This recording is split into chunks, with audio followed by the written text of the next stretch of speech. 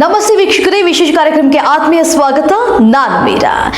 ಒಬ್ಬ delivery boy ಅನ್ನೋಂಥವನು ಒಂದು ವಸ್ತುವನ್ನ, ಒಂದು ಆಹಾರವನ್ನ ಒಂದು ಕಡೆಯಿಂದ ಆ ಕಸ್ಟಮರ್ಗೆ ರೀಚ್ ಮಾಡಬೇಕು ಅಂದ್ರೆ ಸಾಕಷ್ಟು ಶ್ರಮವನ್ನ ವಹಿಸಬೇಕಾಗತ್ತೆ. ಈಗಿರುವಂತಹ ಬೆಂಗಳೂರಿನ ಟ್ರಾಫಿಕ್ ನಲ್ಲಿ ಆಗಿರ್ಬೋದು, ಅಷ್ಟು ಈಸಿ ಆಗಿರುವಂತಹ ಮಾತು ಖಂಡಿತವಾಗ್ಲೂ ಅಲ್ಲ.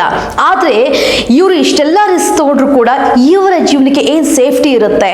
ಹಾಗಾದ್ರೆ ಕಾರ್ಮಿಕ ಕಾರ್ಡ್ ಇವ್ರಿಗೋಸ್ಕರ ಇದ್ರೂ ಕೂಡ ಸಾಕಷ್ಟು ಜನ ಇದನ್ನ ಬಳಕೆ ಮಾಡ್ಕೊಳ್ತಾ ಇಲ್ಲ ಅನ್ನೋಂಥ ಮಾಹಿತಿ ಇದೆ. ಹಾಗಾದ್ರೆ ನಿಜವಾಗ್ಲೂ ಗಿಗ್ ಕಾರ್ಮಿಕರು ಇದರ ಪ್ರಯೋಜನವನ್ನ ಪಡೆದುಕೊಳ್ತಾ ಇದ್ದಾರೆ ಇಲ್ವಾ? ಬನ್ನಿ ಇವತ್ತಿನ ಈ ಎಪಿಸೋಡ್ ನಲ್ಲಿ ನೋಡ್ತಾ ಹೋಗೋಣ. ಗಿಗ್ ವರ್ಕರ್ಗಳು ಅಂದ್ರೆ ನೀವು ಆರ್ಡರ್ ಮಾಡಿದ್ದನ್ನ ಆ ಸಮಯಕ್ಕೆ ನಿಮ್ಮ ಮನೆಗೆ ವಸ್ತು ಅಥವಾ ಆಹಾರವನ್ನು ತಲುಪಿಸುವ ಡೆಲಿವರಿ ಬಾಯ್ಸ್. ಇದು ನೋಡೋದಕ್ಕೆ ಸರಳವಾದ ಕೆಲಸವಾದ್ರೂ ಅಷ್ಟು ಸುಲಭದ ಮಾತಲ್ಲ.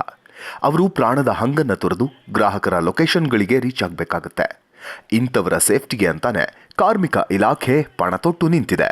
ಹೌದು, ಕರ್ನಾಟಕ ರಾಜ್ಯ ಅಸಂಘಟಿತ ಕಾರ್ಮಿಕರ ಲಿಸ್ಟ್ನಲ್ಲಿ ಗಿಗ್ ವರ್ಕ್ಸ್ಗಳನ್ನ ಸೇರಿಸಲಾಗಿದೆ.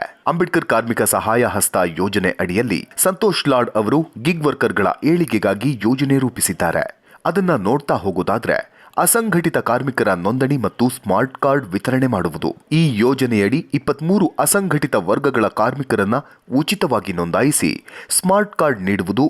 ಈ ಮೂಲಕ ಆ ವಲಯಗಳ ಕಾರ್ಮಿಕರಿಗೆ ಸಾಮಾಜಿಕ ಭದ್ರತೆ ಸೌಲಭ್ಯಗಳನ್ನು ಒದಗಿಸುವ ಯೋಜನೆಯನ್ನು ಮಾನ್ಯ ಕಾರ್ಮಿಕ ಸಚಿವರಾದ ಶ್ರೀ ಸಂತೋಷ್ ಲಾಡ್ ಅವರು ರೂಪಿಸಿದ್ದಾರೆ.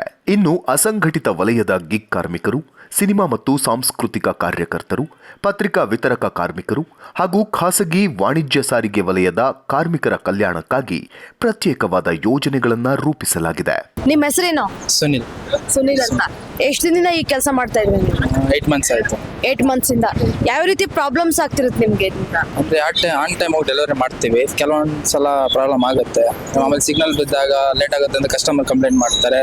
ಆನ್ ಟೈಮ್ ಇದ್ರೂ ಈಗ ಲೊಕೇಶನ್ ಹೋಗಿದ್ರು ಏನಾದ್ರು ಒಂದು ಸಣ್ಣ ಪುಟ್ಟ ಸಮಸ್ಯೆ ಆಗೇ ಆಗುತ್ತೆ ಅಷ್ಟೇ. ಓಕೆ, ಇವಾಗ ನೀವು ಕಾರ್ಮಿಕ ಇಲಾಖೆಯಿಂದ ಕಾರ್ಮಿಕ ಕಾರ್ಡ್ ಮಾಡಿಸ್ಕೊಂಡಿದ್ದೀರಾ? ಇಲ್ಲ, ಮಾಡಿಸ್ಕೊಂಡಿಲ್ಲ. ಅದ್ರ ಸೊ ಇವ್ರು ನೋಡಿದ್ರೆ ನೀವು ಯಾರು ಅಂತ?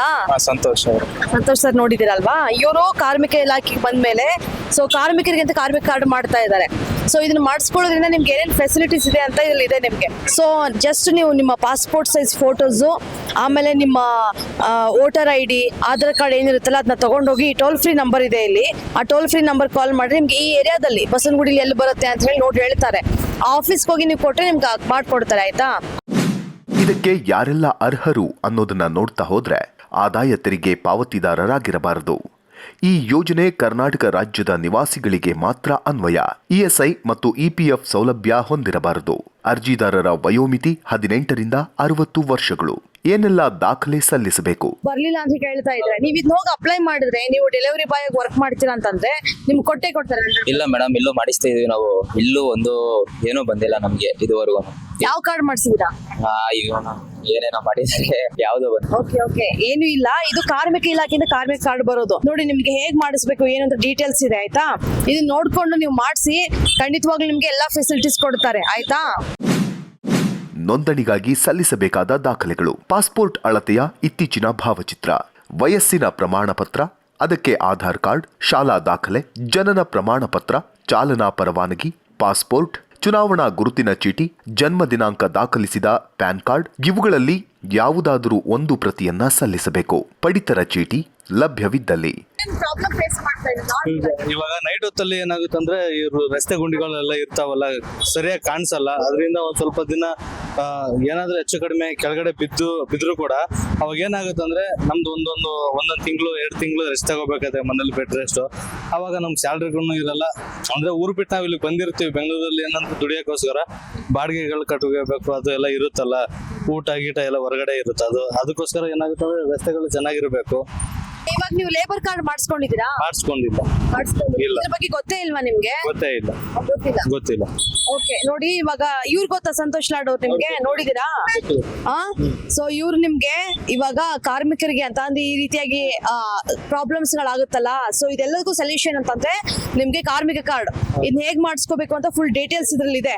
ಆಯ್ತಾ? ಇದನ್ನ ನೀವೇನೋ ಮಾಡಿಸ್ಕೊಂಡ್ರಿ ಅಂದ್ರೆ ನೀವು ಓಡಾಡ್ತಾ ಇರ್ತೀರಾ, ನಿಮ್ಗೆ ಆಕ್ಸಿಡೆಂಟ್ ಏನಾದ್ರು ಆಯ್ತು ಅಂತಂದ್ರೆ ನಿಮ್ಗೆ ಗೌರ್ಮೆಂಟ್ ಇಂದ ದುಡ್ಡು ಕೊಡ್ತಾರೆ. ನೀವು ಸ್ಯಾಲ್ರಿ ಇಲ್ಲ, ಹೇಗ್ ಜೀವನ ಮಾಡೋದು ಅಂತ ಏನು ಯೋಚನೆ ಬೇಡ.